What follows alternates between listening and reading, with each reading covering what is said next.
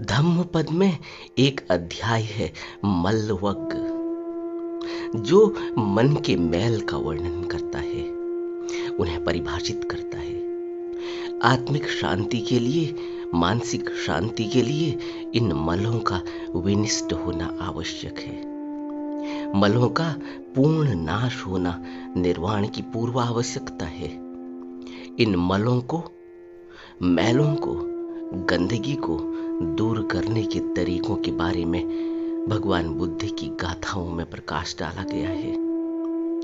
मलों के नाश से सदाचार, चेतना की उन्नति, जागरूकता में वृद्धि होती है।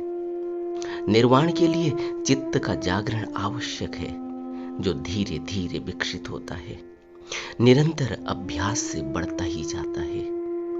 बुद्ध ने राग, द्वेष और मोह को मल व मल का मूल बताया। इनको आसव कहा है। आसव का अर्थ है शराब। जिस तरह शराब से मदहोशी आती है, प्रमाद से भर जाता है, और यह ऐसी कीचड़ और दलदल की तरह है जो दूसरे को भी मलिन बना देते हैं, जो भी इनके संपर्क में आता है। जब हमारे चित्त पर इनका प्रभाव बढ़ने लगता है तो इसका असर पूरे व्यक्तित्व पर आ जाता है और दूसरों को भी प्रभावित करता है। अगर अभ्यास न किया जाए, कोई उपाय न किया जाए, तो पूरा शरीर ही आलस्य में चला जाता है, रोगी हो जाता है, बुद्धि भ्रष्ट होने लगती है और स्वास्थ्य और शरीर पर इसका प्रभाव पड़ने लगता है। और यह मलयुक्त कर्म पूरे व्यक्तित्व को ही खा जाता है, शरीर को नुकसान पहुंचाता है।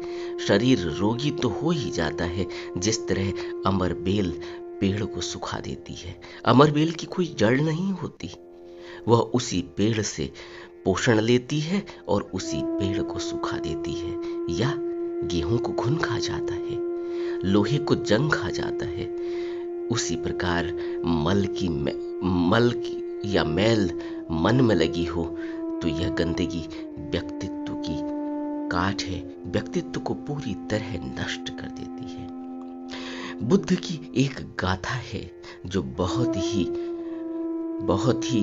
मन को चुभने वाली है और जीवन को बदलने में बहुत ही सहायक है। कहा जाता है कि सावथी में एक गौघातक कसाई रहता था। वह रोज कई पशुओं को मारकर उनका मांस बेचा करता था, खुद भी मांसाहार करता और उसकी पत्नी भी मांसाहार करती। एक समय अपनी पत्नी को कुछ मांस अपने परिवार के लिए पकाने को देकर वह स्नान करने नदी की तरफ चला गया। जब वो नदी में स्नान करने के लिए चला गया तो कुछ ही देर में एक ग्राहक आया और उसने मांस की इच्छा प्रकट की। वो मांस खरीदना चाहता था।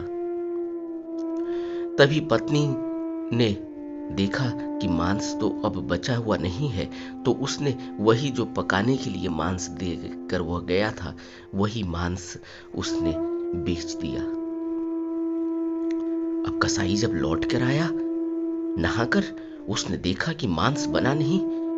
वह गुस्से में आ गया और क्योंकि वह मांस के बिना भोजन नहीं करता था, उसने तुरंत ही एक बैल की जीभ काट ली और बैल की जीभ काटकर उसे पकाकर खा लिया। जैसे ही उसने यह कृत्य किया, उसके बाद से ही उसकी दुर्गति शुरू हो गई। कुछ ही दिनों में वो मरणासन्न हो गया। उसका पुत्र जो उसी के साथ रहता था, इस महादुख को देखकर उसने घर से भागने का मन बना लिया और वो भाग गया और भागकर तक्षशिला में जाकर रहने लगा। और उसने प्रण कर लिया था शायद मन में कि वह अब यह काम तो कभी नहीं करेगा, कसाई का मांस काटने का। तक्षशिला में जाकर उसने एक सुनार की दुकान में काम सीखा। वो वहीं रहने लगा।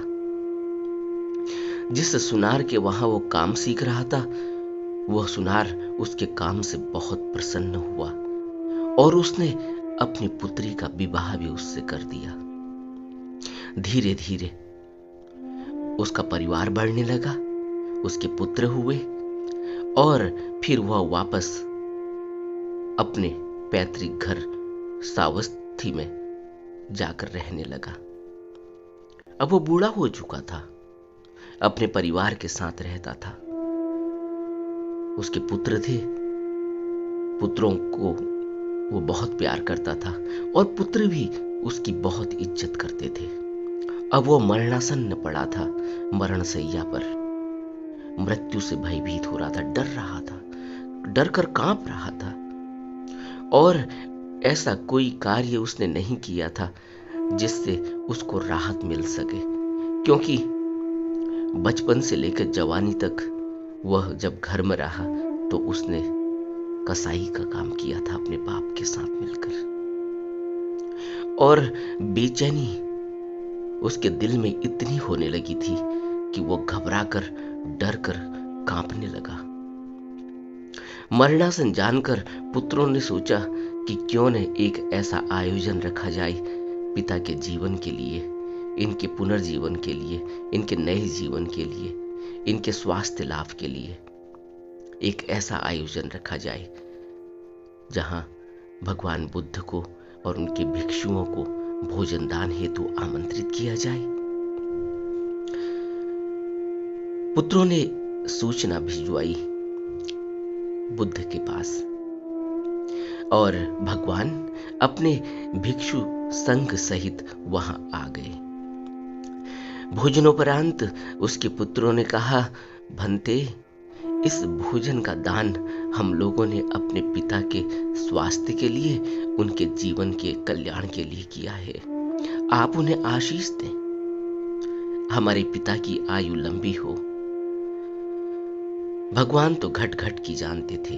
वह बोले, हे ब्राह्मण, अब तो बूढ़ा हो गया है, पीले पत्तों के समान तेरा शरीर पक गया है और जब पत्ते पीले पड़ जाते हैं तो वह टहनी से अलग हो ही जाते हैं। अब जीने की मूर्खता छोड़, देह तो छूट ही जाएगी, देह के बाद भी अनंत यात्रा है। उस यात्रा के लिए कुछ खर्च जुटा, उस यात्रा के लिए कुछ कर। तेरे पास तो कुछ भी नहीं है, तूने देह से जो भी कमाया था वह तो यहीं छूट जाएगा। पुण्य का जो कमाना होता है वह देहातीत होता है। वह जो कमाई है वह देह के बाद जाती है, देह के बाद तक की यात्रा में काम आती है, और वह तूने कमाई नहीं। न तूने ध्यान किया, न तूने समाधि की, न अच्छे धर्मों का पुण्य और कमाई तेरे पास है। यात्रा लंबी होती है, दूरह है। तू यात्री अपने साथ कुछ इंतजाम नहीं करके जाएगा। थकने पर, क्लांत होने पर तू क्या करेगा? तेरे पास तो कुछ भी खर्च नहीं है। कौन तेरे पथ पर काम आएगा? इस भव यात्रा में तो पुण्य ही पाथेय है, और वह तेरे पास है नहीं। तेरी उम्र पूरी हो चुकी है। यम पुरुष तेरे पास खड़े हैं, फिर भी तू जीवन की आकांक्षा करता है।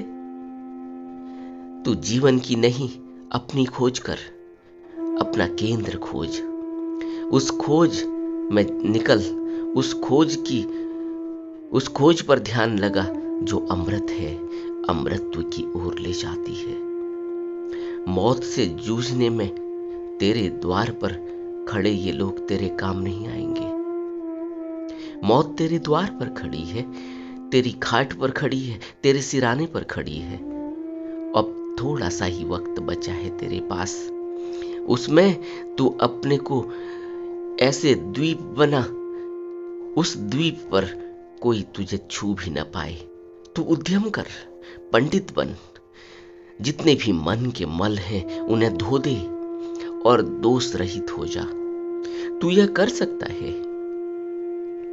महाकारुणिक बुद्ध ने करुणा की, उसको बताया, अपने नाते रिश्तों के संबंधों को बताया, आसक्ति को बताया, मल जो मन पर लगे हैं इनको बताया, राग द्वेष आदि से अपने को अलग कर दे, यह कहा। जैसे समुद्र में एक द्वीप होता है वैसा ही तू द्वीप बन जा। तू प्रज्ञा की ज्योति अपने अंदर जगा ले। भगवान के द्वारा ऐसे प्रवचन दिए जाने पर उसको ज्ञान का प्रकाश हो गया और उसने श्रोतापन्न और सोतापत्ति फल को प्राप्त किया। कहते हैं कि दूसरे दिन भी उसके पुत्रों ने भगवान को भिक्षु संघ के साथ आमंत्रित किया। पुत्रों ने भिक्षु संघ के साथ शास्ता को भोजन दान दिया और पुण्यानुमोदन करने को कहा।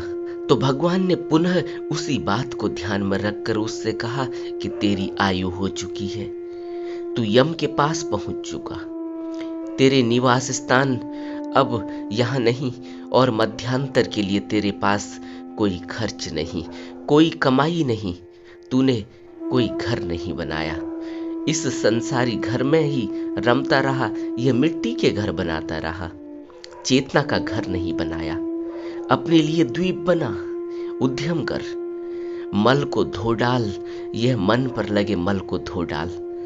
अगर थोड़ा सा भी उद्यम करेगा तो तेरी यात्रा आरामदायक रहेगी।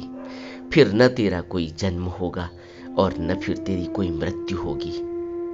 तो जन्म और जरा को प्राप्त नहीं होगा, आर्यों के दिव्य पद को पाएगा। भगवान ने उस गौघातक पुत्र से कहा, इस समय तुम पीले पत्ते के समान हो और तुम्हारे ने उस यम के पास जाने के लिए दूत भी उपस्थित हो गए हैं।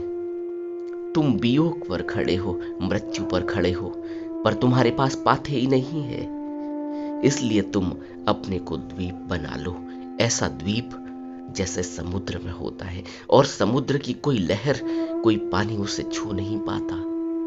अभ्यास करो, पंडित बन जाओ, धुले हुए मल वाले और निष्पाप तुम दिव्य आर्य भूमि में जाओगे।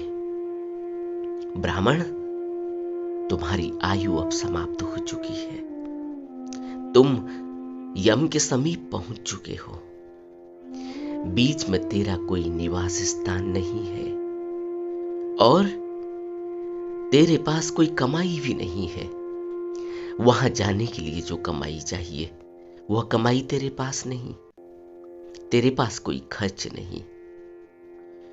तुम अपने पास कुछ ऐसा ले जाओ जो तेरे रास्ते में काम आए। अपने लिए ऐसा द्वीप बना लो, हे ब्राह्मण, अपने लिए ऐसा द्वीप बना लो जिसको कोई छू नहीं पाए और निष्कलंक बनकर यहां से जाओ। फिर न जन्म है, न जरा है और न फिर तुम देह को प्राप्त होगे। ऐसा कहते ही भगवान ने ये गाथाएं कही और इन गाथाओं को कहते हैं कि वह निर्वाण को प्राप्त हो गया। उसके अंदर अंतर ज्योति प्रकट हो गई। बुद्ध के वचनों से वह अंदर से प्रज्वलित हो उठा। बुद्ध की कल्याणकारी गाथाओं से, बुद्ध के वचनों से हमें भी अपने जीवन को साकार कर लेना चाहिए और रास्ते का वह इंतजाम कर लेना चाहिए, वह कलेवा रख लेना चाहिए, वह पाथे जुटा लेना चाहिए, वह कमाई कर लेनी चाहिए जो यहाँ के बाद की यात्रा में काम आएगा।